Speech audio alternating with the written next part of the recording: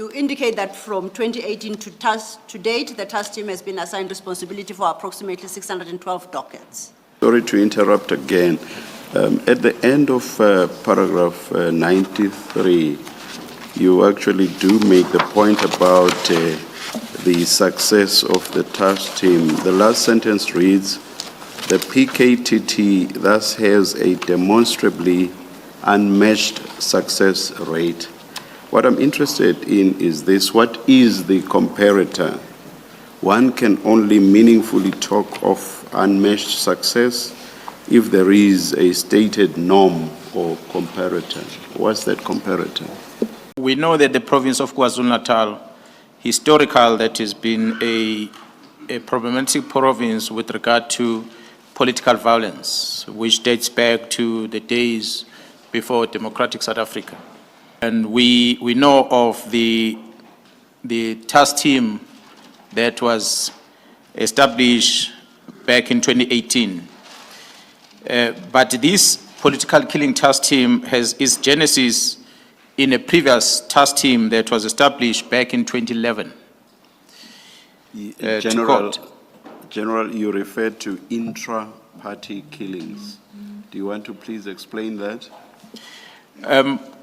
Commissioner, in the main, in 2011, we saw the different political parties applying or employing different strategies in terms of the employment of their candidates for different political positions. I want to emphasize again, Commissioner, that the President of the Republic appointed an interministerial committee, which we refer to as an IMC. This committee consists of different ministers within the cluster. That will include the Minister of Police. It will include the Minister of State Security. It will include the Minister of Defense. It will include the Minister of Justice and Constitutional Development, and the different entities that are within the security cluster were also represented, including state security. There were many challenges. Part of it that was contributing to the challenges was the slow progress in terms of arrest and the very poor conviction rate that was experienced at the time. Because ordinarily, you will have a detective working somewhere and the forensic person working somewhere and intelligence working somewhere. But we bring all these together under one central commander that is going to manage them and execute this task. We then establish a command structure of that task team. And the command structure that is going to focus on the execution of the task. And once after establishing that command structure, we then structure how. But midway that page, you list certain operational concepts which I think on their mere reading would sound like they are normal police concepts. Intelligence gathering, analysis and coordination and the like.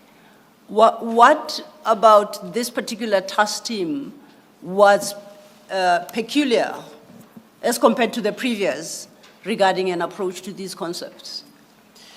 And there are those that are going to focus on combat. When we refer to combat and direction, are those that are doing arrest, takedown, doing searches, coordinate searches and the likes within the team, escorting of detainees from correctional centers to courts and so forth.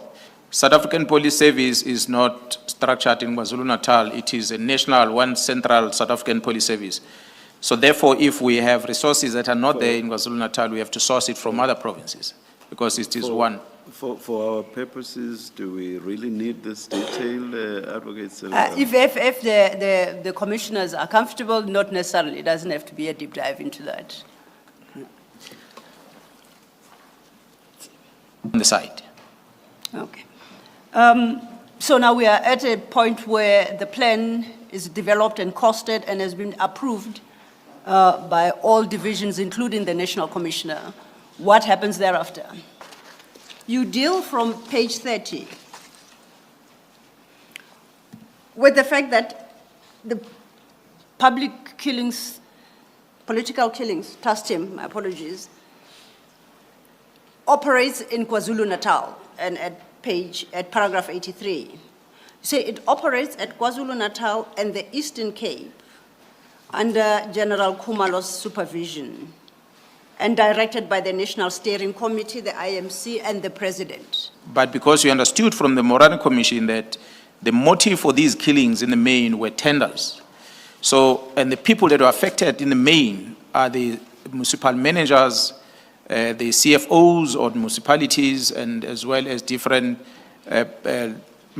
departments within the provincial government that end up being exposed in these matters because they are not awarding a tender to the place where some people are expecting them to send it to, which might be politically driven.